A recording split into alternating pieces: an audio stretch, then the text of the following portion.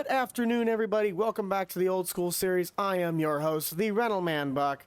We'll have a small amount of ground to finish up tilling with the 5020. We've also been working on a small restoration project with the Farmall 1206. I might be a little late to the party, but we'll be applying some lime to get our pH up. Finally, we'll be stopping by our buddies over at Pioneer and getting our seed ordered for the planting season. Let's not waste any more time, though, so let's roll the intro and get this day started. Welcome back, everybody, to the Old School Farming series. I am super excited to be back, and it's been a long while. We might actually be streaming this live on TikTok tonight, since I didn't really realize how much work I actually still had to do, and planting season is just around the corner. There's just a few more things on this farm, though, I'm looking into investing, so that way I can start growing and building. We still have our area that we never really cleaned out when we found the Camaro, but this farm directly to the left of this tree line, if we look at it in my PDA, it's labeled as plot 60, but this field is $35,000 is what they want for that little chunk. And if I can pick that up, I'm going to keep the oat crop that's in it right now so I can sell that off come harvest time. But I'm also looking to sell the 4030 and the sprayer that I have sitting in my cold storage shed back yonder. Reasoning for that is I can get a Shepherd sprayer that's about 3 times the width. It's still a 3-point attacher. It's not the best way one that is from my neighbors, but it allows me to start investing in the equipment that I want to start using to build and develop my farm while not breaking the bank.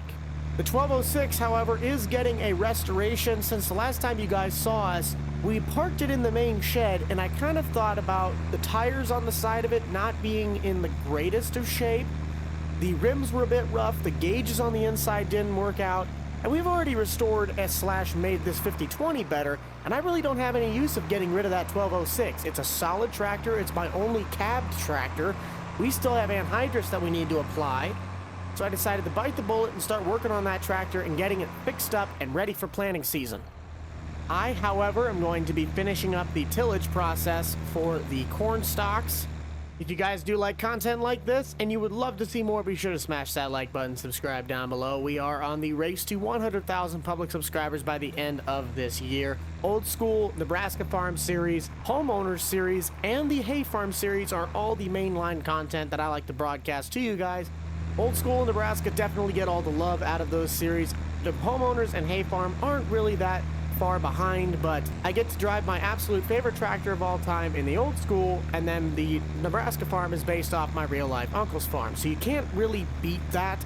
As stated, though, I'm going to finish up the rest of this tillage on the ground, pop over to the shed, and we'll continue finishing up the 1206 restoration process.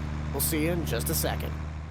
I am just going to leave the tractor running. Daryl should be following in shortly, but we're going to head inside the shop quick, get the 1206 ready to go. Yep, there is Daryl right now. But all we have left to really do on this tractor is I got to replace the gauges on the inside. I know they don't look bad, but half of them don't even work anymore. And I can't really see. The glass is all chipped up. You guys can't see it, but when it's in the light, it's really, really bad. So we're going to be replacing some of the glass on here. We just got some plexiglass that we're going to replace it with, and then we have some new gauges. We also have a bit of spray work that we're going to do around the bottom half, clean up all the grease, clean up all the seals, get our new tires installed on this thing, and we will be able to rock and roll and have a brand new Farmall 1206 diesel turbo.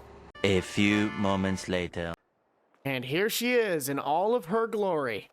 Watch out, where's my tailgate? There's my tailgate. But to give you guys an update on all what we did, we put brand new tires on the front. We also ended up taking off the duals for the rear at the moment. We really cleaned up on all of the muck inside of the PTOs, the drawbar, all of the grease spots. We just cleaned it up, re-greased everything on this tractor, pulled apart some common areas on the motor itself. We didn't need to really rebuild the thing. It was still a solid working tractor, but we did replace some of the mandatory seals. We got some brand new 1206 diesel badges, a little bit fancier than the previous ones. Hopping inside the tractor, we did redo all of our gauge systems. I did also end up removing those lower gauges below the steering column. They kind of kept getting in the way, and with half of them not even really working anyway, it really does help now, though, that we have all of the gauges that we needed factory in the tractor. But the biggest thing that we did, and that's what I was doing with Daryl underneath, is this tractor, when I bought it, had a really bad alignment problem with the front wheels. They were bent in too far, so these tires would rub really, really bad. We put brand new 3-rib front tires on this thing. We just got done with doing the alignment. We're going to take it off the jack stands to really check to make sure we have everything but our measurements. It shows that everything is in line. And to top it all off, we put one giant straight pipe chrome stack on this thing. No more rain cap. It is a straight pipe exhaust. Let's get this thing off the jack stands, and we will have this sucker ready to go in the field. Let's fire Ole Red up and see how it runs. Very nice. I know you Red fans have been looking for a really good reason to celebrate on this farm. Well, look no further. We're not getting rid of the 1206. Why on earth would I get rid of such a good tractor? I am, however, going to jump over to my cold storage shed, grab the small sprayer and the 4030 high crop. That way we can get them out and up to the roads. That way we can start getting them listed for sale. I already have one guy that's interested in the tractor, but the sprayer is going to be a little bit harder of a sell. I'm going to try and get at least 10 grand for the tractor and another 3 grand for this. I might have to settle for like 2,500. We'll kind of see how well this works. It's just I can't really pick this up and move it. It's a little too heavy, and that's behind it. You have to get one out to get the other. Once these two pieces of equipment are up at the roadside, we're going to hook this up to the anhydrous system and get it back at laying some NH3 in the field to our left. It's the only field that is going back to corn on corn this year. For anybody wondering, this is EY Modding's console-friendly all platforms 1206. I'm sure a lot of you guys probably already have it in your mods folder, but if you don't, I highly recommend you guys going to check this out. This is a very nice, high-detailed tractor, and I want to give it a chance to speak for itself on the old school series. I think it might be better if I put this at the intersection side rather than that side of the hay ground. Perfect. Let's drop that down, detach it. Let's go grab that high crop and put it right next to it. I'd love to keep this tractor as much as the next guy, but I just cannot deal with the gutlessness that this tractor actually has. It's a really good tractor, but there's no real use for it because the tires destroy the crops. It doesn't have any power to really do anything itself. And that's really the moral of the story. That's why I have to get rid of this thing. But I have a buddy who says he wants to do this. He's going to bump the power on it, put possibly some different wheels on it. But that is all up to him. It's terrible of me to say, but for hopefully one final time, that's the last time I get up on that tractor. Let's place down our for sale sign and get back to setting up anhydrous ammonia. What does suck is that the sprayer is really the only thing that's kind of for sale because of my buddy coming to get this. But you know what? Finders, keepers, and losers get their stuff taken. So I got a little bit of a walk. We'll see you guys in just a second. I would think that the next major project that we have left on the farm to quote-unquote restore would have to be the Chevy Bison. We're going to have to look into all of the seals on that truck since it leaks like an absolute mother. I just took out my turn lights, but we're just going to act like you never saw that. This should have been done in the fall, but I just ran behind schedule, and I want to get the last of this gas put in the ground before we have planting season. Let's get this thing hooked up and in the field so I can head over to Pioneer and get my seed ordered for the spring season. Let's get Corey up in the cab, get a couple bits of drone shots, and then we will be on our way to Pioneer.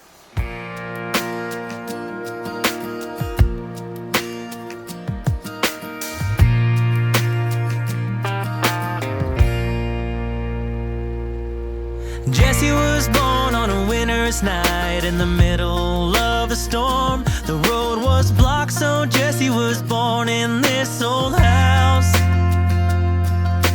Raised on love in those sunny years when there was magic in the world. Her laughter traveled well across those hardwood floors.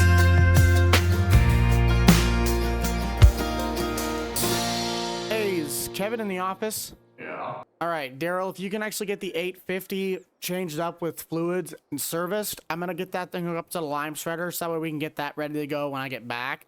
Otherwise, I'm going to take my truck over and get the seed ordered for spring. Sounds good. All right, thanks, bud.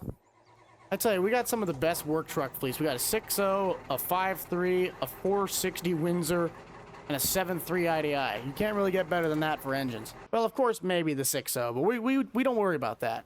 Corey hasn't had any problems with it yet, and he also has it tuned, so he must have gotten his new head studs. Corey's just popping up over the berm. He's going to finish up laying some NH3 in that field, and then I'm going to send him over to start working possibly on this ground, since this is going to be corn as well. And then our last stretch of really long field is going to also be corn ground. We'll only have the one field of oats and the one field of beans this year, but that'll definitely be enough supply. I just really want to run corn on corn to see what it does in that field, as it is a different soil type compared to the rest of my farm. I did actually get one call about that little sprayer. It looks like to be an orchard farmer. See if it's what he needs for his operation. If that's the case, then hey, I get 2,500 bucks. It's off the farm, and the other tractor's also off, and that's an extra 12,500 bucks in my pocket. I don't know whether to criticize Pioneer or give Pioneer some credit. This is a very, very nice building, but I don't want to say that that is a thing because, you know, that might be why their seed's so expensive. Definitely might steal me some 30 packs, though. Tommy! Tommy! Fine. I guess I'll go up the stairs like a normal person. Tommy, where you at?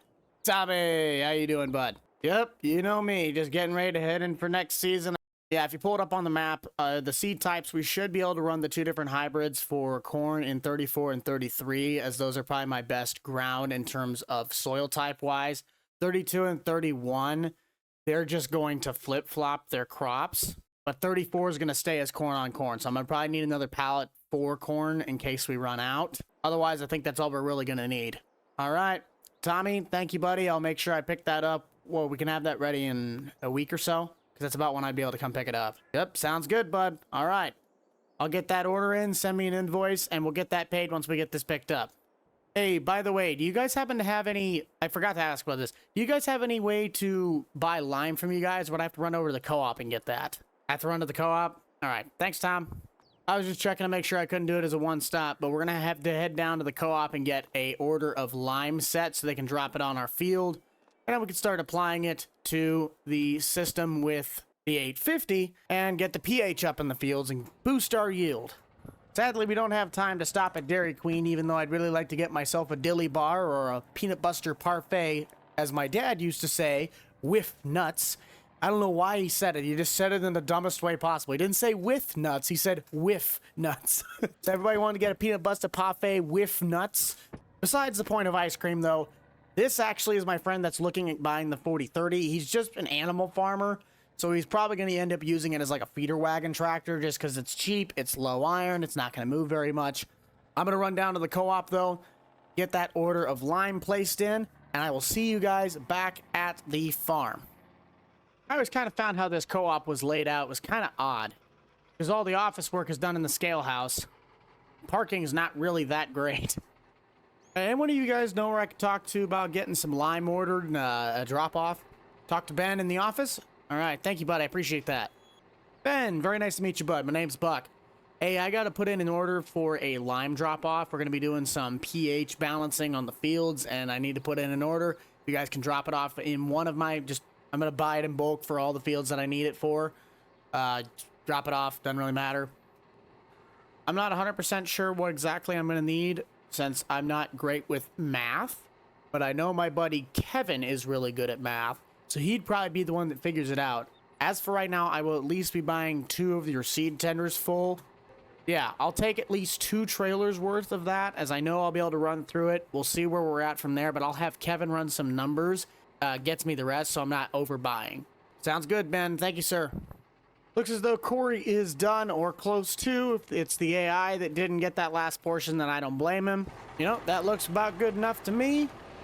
I'll get the 1206 started up on the next field. I'm going to run this back, finish the little strip. I'll go talk to Kevin, make sure he starts working on the math for the lime. Either Daryl or Corey are going to run the anhydrous on that bean ground just over there. And the other one will be helping me with getting the lime system set up by loading and then spreading as well. That is all she wrote. Let's get this over to the other field, and then it's time to start prepping for lime. Hey, Kevin, do you got a second? I'm terrible with numbers, like legitimately terrible. Is there a way you could get on the PDA, do some mapping and measurements, and kind of measure out how many tons / cubic yards of lime we're probably going to need for application? Thank you, bud. I appreciate that. I'm sorry I'm putting that on you, especially when it comes to tax season coming close, but I don't want to mess that up, and I know you're the guy that knows numbers. All right, thanks, bud. Kevin saving the day again. Not surprising. I know a lot of Kevins that have done a lot of good stuff and helped me out. Daryl, how's the 850 coming? Is this thing ready to go to get hooked up to the spreader? Sweet. Let's get it up and ready to move. The old two-cycle putt-putt. That sound never gets old. Could I, of course, easily run the 50-20 on this spreader? Absolutely. But I do want to kind of get this tractor's blood flowing, as we won't really be using it until hay season, and that's really the only time we ever use this. The nice thing is on this Super 600, we do actually have a variable spread rate, so we should be able to cover as much ground as possible with the least amount of supply. But now it just comes down to waiting for the co-op to come out here and drop off the load of lime, and we can start loading with the skid steer. Daryl and I are going to get started on that. Corey's probably going to get started on the anhydrous. We will see you guys in just a bit. 2 hours later. Checking back in, guys. I really feel bad. I accidentally forgot that the camera battery died, so I didn't pick up half of the explanation. But what we discovered is that if I'm putting NH3 in the ground with all of this debris and it's pretty much not disced over, it's not actually putting the anhydrous in the ground at the level that I need to get it ready for corn. So I'm running 2 or 3 passes with the disc on the 850 because I found out that it doesn't have enough weight to pull that lime spreader fully loaded. So I tried it with the disc, and it's apparently able to do it. It says I can pull the disc at 11 miles an hour, but I really only want to keep it as low as possible because this is a pretty heavy disc for this little of a tractor. We're going to let Corey take over that project, though, and I can explain to you guys the rest of the system with the lime, since lime has showed up. Hopefully, in the end, we'll be able to run the anhydrous after this, possibly even for stream tonight. But over in the lime sector, we got ourselves filled up. I'm not 100% sure how empty did we have this? We still got about 1/3 of a yard left. Depending on how far that load takes us, we'll just have to see. I'm going to go grab the 50-20, though, get it hooked up to the Wilmar, and we'll get right on to spreading some lime. In other news, besides hooking this up, we did buy the field data to this ground, meaning this is actually our best ground that we have, but it's really in need of some nitrogen, and for some odd reason, these patches, this is like stuff that I may have hit on the first try, but I had to come back and I hit this stuff the second time, and that's how I discovered that I needed to run this over with the disc first before we tried that. Hopefully, though, this works, because this is a big, heavy tractor. If this doesn't work, we're going to have some problems. We are spreading lime. And yep, that empty bar is going just about as fast as I thought it would, but I also didn't really know the working width of this thing since I haven't used it in a while. We're getting that pH, though, right where we want it, so this should be a really good producing crop. I was hoping the 850 would have been able to pull this and do the job, but I do understand that is a little tractor, and this is a pretty heavy thing when fully loaded. It was at least convenient for efficiency that I could pull the 230 disc that I had, as this was supposed to go do that job, and that tractor was supposed to pull the lime spreader. It just didn't end up playing that way, but it doesn't necessarily matter now, as we're getting the job done that we needed to do anyway. I'll shut my trap and completely run out of lime on the first lap. I'll keep on clicking. Well, I'm officially out of lime in both the speed tender and my spreader itself, so we're going to send the Chevy back to the co-op. We're going to get ourselves a number of trailers. We'll dump off the pile in the middle so we can start loading it with a skid steer. But that's going to do it for this episode, guys. Thank you all so much for checking out the old school series. Be sure to smash that like button, subscribe down below if you want to see more. I might actually be doing a little bit of live streaming on this series tonight for TikTok. But other than that, I will see you guys all in the next one. This is the Rental Man out.